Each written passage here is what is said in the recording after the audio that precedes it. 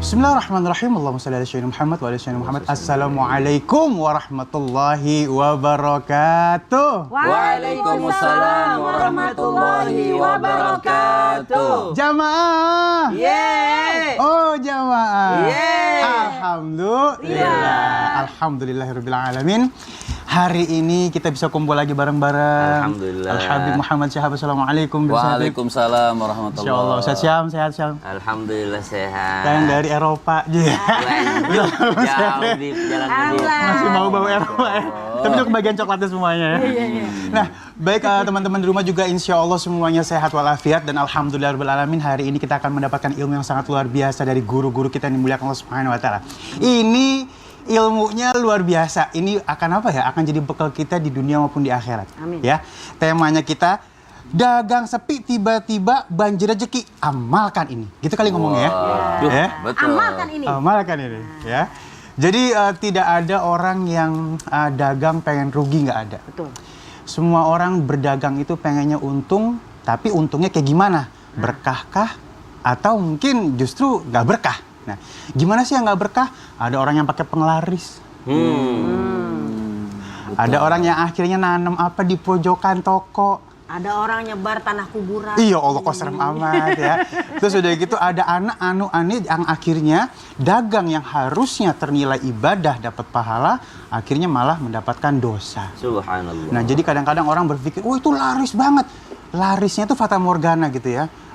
Kalau misalnya ternyata dia menggunakan sesuatu yang memang tidak dibolehkan oleh agama. Naudzubillah. Ya. Jadi kelihatannya laris, rezekinya berlimpah ruah. Kelihatannya, tapi fata morgana. Nah ini, baik kita akan perdalam ini sementara kita tahu bahwa 90% uang itu kelilingnya di perdagangan. Yeah. Rasulullah pun mencontohkan kita untuk berdagang. Baik Ustaz Syam, ini kasih ilmu dulu nih untuk yang pertama nih, tentang apa ya, banyak orang yang caranya salah. Tapi ada orang yang katanya, kalau misalnya ente mau penghasilannya bagus, sholat di setiap sudut tempat kita ibadah, tempat kita dagang. Di warungnya, di tokonya, tempat usahanya, di pojokan sholat, di sana sholat, di depan sholat, atau memang kalau duha udah pada paham pastinya ya, duha segala macam, atau ada sesuatu yang lebih baik lagi yang bisa kita bagi sama-sama guru. Oke, silakan baik. Bismillahirrahmanirrahim. Alhamdulillahirrabbilalamin. Tabi guru-guruku Habib Muhammad, Habib Ali, Ustazah Lulu, Masya Allah, tabarakallah, makin cerah ya. Luar biasa, habis healing jalan-jalan. Di fresh. Serta jamaah yang dimuliakan Allah Subhanahu wa taala. Alhamdulillahirabbil wassalatu wassalamu ala asyrafil anbiya'i wal mursalin sayyidina Muhammadin wa ala alihi wa sahbihi ajma'in. Asbahna wa asbahal mulku lillahi rabbil alamin. Subhanak la ilma lana illa ma 'allamtana innaka antal alimul hakim. Rabbi shrah li sadri wa yassir li amri wa hlul 'uqdatam min lisani yafqahu qawli waj'al li wazira min ahli. Amin amin amin ya rabbal alamin.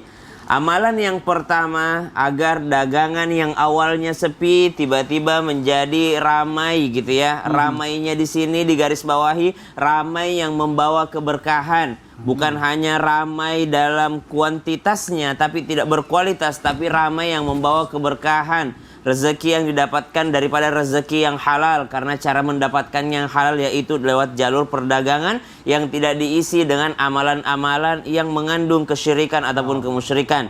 Maka amalan yang pertama yang disebutkan yang boleh jamaah sekalian, bapak ibu sekalian catat buat modal dirinya dan modal untuk anak-anaknya, keluarganya yang sedang berdagang ataupun sedang berusaha, yaitu dengan sholat sunnah. Sholat sunnah, bukan sholat wajib. Karena sholat wajib adalah di masjid, subhanallah. Tapi yang disebutkan di sini adalah sholat sunnah di rumahnya ataupun di tempat usahanya tersebut. Kenapa demikian? Karena Sayyidina Umar bin Khattab radhiyallahu anhu pernah menyampaikan kepada kita semua bahwasanya sholatul mar'i fi baitihi nur.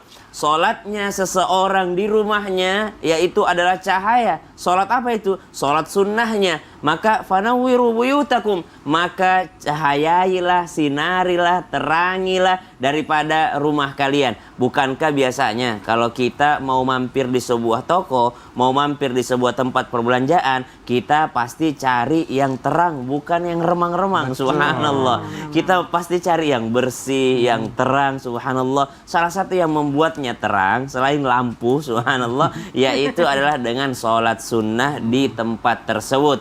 Bagaimana kalau ada orang sholat sunnahnya di setiap sudut?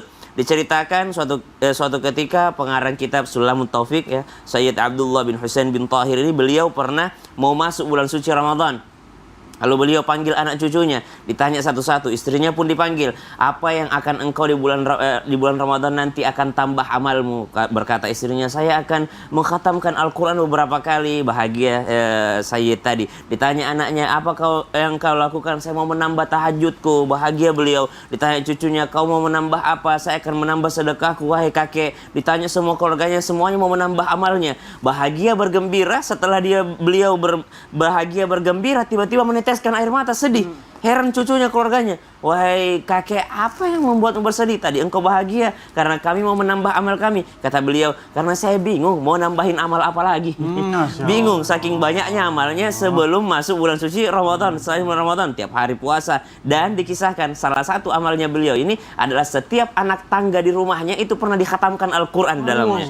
Dan setiap kamar yang ada di rumahnya itu pernah disolati berapa ribu rakaat. Dan dikhatamkan Al-Quran setiap ruangan di rumahnya. Subhanallah. Berarti sholat di tempat kita usaha, sholat sunnah di rumah kita, sholat sunnah di toko kita, itu adalah menambah keberkahan. Wallahu ta'ala alam. Dan kalau nggak salah pernah kita dengar semua yang tempat kita sujud jadi saksi nanti. Betul, ya, Masya Allah. Jadi saksi banyakin, makanya pindah-pindah sujudnya, sholatnya, karena nanti semua tempat yang kita sujud akan jadi saksi kebaikan. Ini kalau gini nih Ustazah Lulung, artinya bener nih toko Ali ini ada yang nutupin nih kayaknya. Kenapa? Nggak jelas tuh Ada orang apa tuh. lagi? Iya, kayaknya auranya gelap tuh. Oh, mati lampu kali. Orang kalau lewat, Li, emang toko lu buka? Iya. Buka. Kok kagak kelihatan gitu kan ya? Jadi sebenarnya bukan siapa-siapa yang nutupin, toko sendal sebelah. Iya. Tapi toko antum banyak di Saudi ya. Oh iya. Toko Ali Murah. Iya, yang ini Ali murahan sih ya. Nah, emang jadi gini loh, apa namanya? Ada aura gelap. Bahkan tidak bisa kita nutup mata, ada yang bilang, tadi aneh lewat ke sana gitu. Tapi tutupnya ketutup. Nah, ini ada sempat sih yang bilang ruqyah itu kan biasanya hanya untuk orang ya. Kita di ruqyah, kenapa? Karena mungkin ada jin yang nempel di kita atau segala macam. Nah, mungkinkah toko atau tempat kita kan selalu ya mungkin. Oke ya. Ya, toko itu istilahnya di ruqyah atau dengan cara apa sih dibersihin kalau memang ada yang nutupin? Silakan Guru. Mohon izin Habib, Ustaz Sam dan Habib Ali Zainal Abidin. Masya Allah, tabarakallah. Assalamualaikum warahmatullahi wabarakatuh. Waalaikumsalam warahmatullahi wabarakatuh. Alhamdulillahirrahmanirrahim. Wassalatu wassalamu ala nabiyina Muhammadin wa ala alihi washabihi ajmain. Amma. Yang semangat, Amma Ba'du. Jadi kalau kita ngomongin dagangan, bisa nggak sih yang namanya toko atau tempat tinggal itu di ruqyah? Ya bisa aja dong. Kenapa bisa aja dong? Ada satu kisah dari Usaid bin Hadir. Ketika beliau membaca surat Al-Baqarah ya, di dalam rumahnya itu ya, itu ngedenger dia tuh kuda yang ditambatkan ya kan, itu kudanya ngeringkik. Hihi gitu. Mirip gak sama kuda? Gitu ya. Ketika kuda ngeringkik, dia stop tuh ngajinya. Pas kudanya diam, dia ngaji lagi sampai 3 kali. Akhirnya udahlah, kita diam aja dia. Habisnya kudanya ngeringkik terus. Besok dia nanya sama Nabi, ya Rasulullah, Allahumma sholli wa sallim wa barik. Itu gimana ceritanya, kenapa pas kita lagi ngaji Al-Baqarah di rumah, itu yang namanya kuda ngeringkik? Maka Nabi menjawab, itu adalah malaikat berombong-rombongan datang untuk melindungi rumahmu. Apalagi toko kayak tempat tinggal, kayak usaha, kita kudu bacain ayat-ayat Allah, bacain ruqyah. Apa sih arti ruqyah? Jampi. Yang penting jampi dari Quran, ame hadis. Bismillahirrahmanirrahim. Wa qala Allah ta'ala fil Qur'anil Karim, wa nunazzilu minal Qur'ani ma huwa syifaa'u wa rahmatul lil mu'minin. Kami turunkan Quran ini ya kan dari Allah Subhanahu wa taala sebagai apa? Sebagai syifa, sebagai obat. Obat sedih, obat susah, obat kita mungkin ini kagak laku nih dagangan bagaimana sih? Apa jangan-jangan kitanya juga judes ya kan? Nah, ya kan? Gimana orang mau datang ke toko kita? Iya. Kemudian obat apa lagi nih? Syifa. Mukanya gak enak. Nah, mukanya kagak enak, ya kan? Kagak resep dilihatnya, kan gitu. Warahmatul lil mu'minin, dan rahmat bagi orang beriman. Jadi ini bisa jadi ruqyah bagi orang beriman. Mau baca beribu kali kagak ada imannya, kagak bisa mujarab. Mujarobat ya. Jadi istilahnya di sini adalah lil mu'minin. Jadi saya pernah tuh baca, tapi masih nggak laku aja. Kurang kali keyakinannya, kurang keimanannya. Karena apa?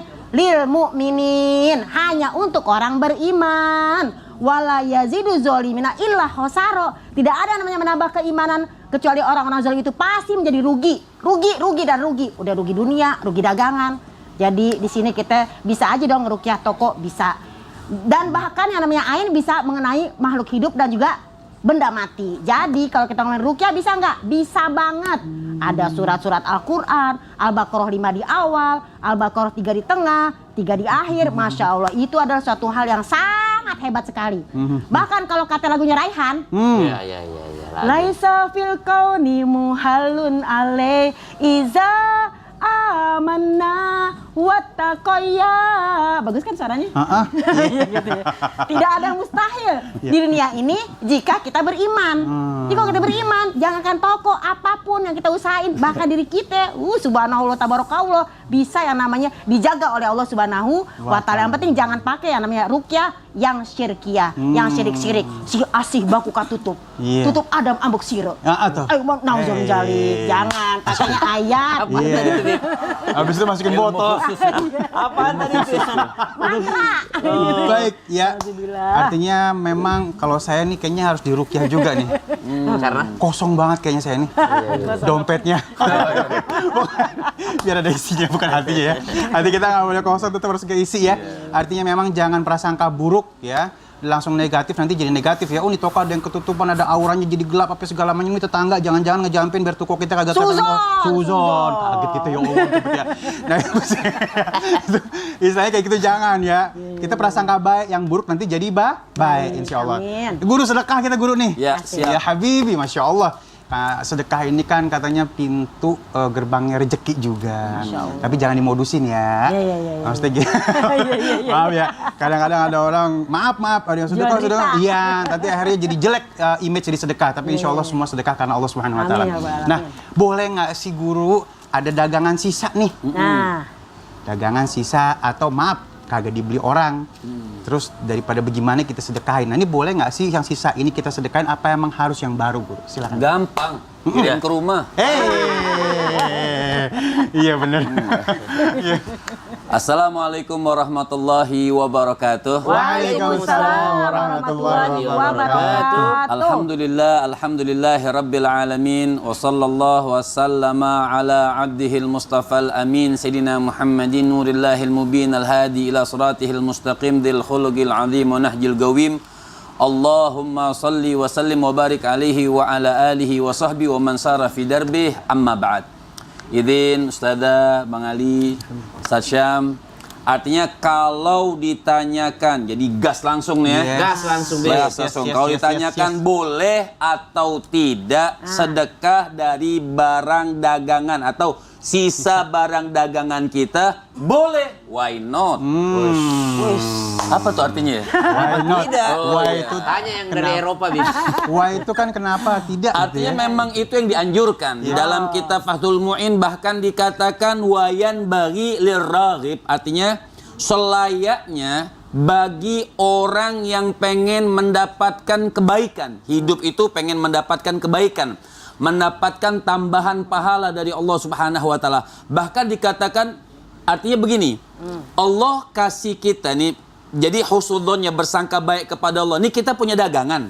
Dagangan kita nih nggak habis laku, tapi insya Allah sudah dapat untung.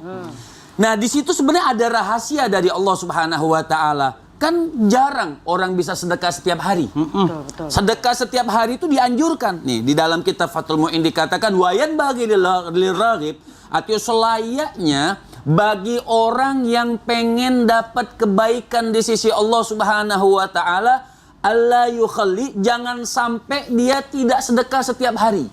Jadi sedekah setiap hari itu dianjurkan.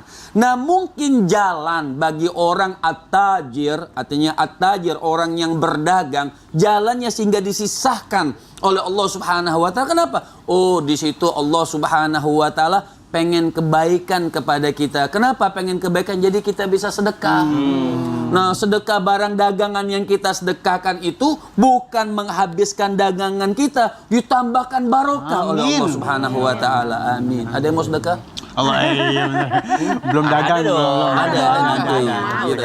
Jadi kalau jadi bukan diulang, artinya kalau ditanyakan, jadi jangan pernah ragu-ragu nih barang sisaan, bukan berarti sisaannya itu sisaan bekas yang basi, bukan. Sisa yang memang masih bagus, masih layak, masih enak, masih nikmat. Sedekahkan. Sebab kalau kita tidak sedekahkan, kalau itu sampai rusak, mubadzir. Dan kita tahu mubadzir itu adalah saudaranya syaitan. Kalau tadi dikatakan jin nempel manusia, enggak. Kalau sekarang manusia yang nempelin jin. Bersaudara lagi. Iya, jadi jin yang takut sama manusia sekarang. Iya benar ya. Jadi artinya yang penting masih layak ya, masih layak dan masih oke, dan yang paling terakhir yang paling penting sedekahnya sama yang benar-benar harus kita sedekahin. Betul. Yang murah gitu ya. Kita jadi bingung nih. Kenapa nih?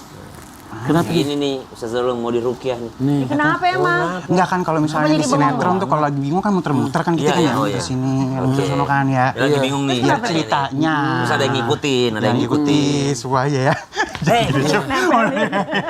Ditegur dari belakang ya. Kenapa sih bingung banget gitu kan? Ditepak sama Ustadz, Allahu Akbar. Oke, itu. Beda. Bukan. Kenapa? Kenapa? Enggak, gini kita mau usaha nih guru. Nah kalau mau usaha kan kadang-kadang kita mikir-mikir milah-milih kan ya. Kira-kira bakalan sukses apa kagak ya? Bakalan laku apa kagak, gimana nih guru? Subhanallah. Tapi jangan sampai itu membuat seseorang menyerah. Jangan sampai membuat seseorang takut. Nah kalau mau lebih berani, lebih optimis lagi, lebih positive thinking lagi sebelum memulai usaha, tipsnya setelah yang satu ini. Tetap di Summit Indah. Jamaah, oh jamaah. Alhamdulillah. Oh jadi mau buka usaha nih ya?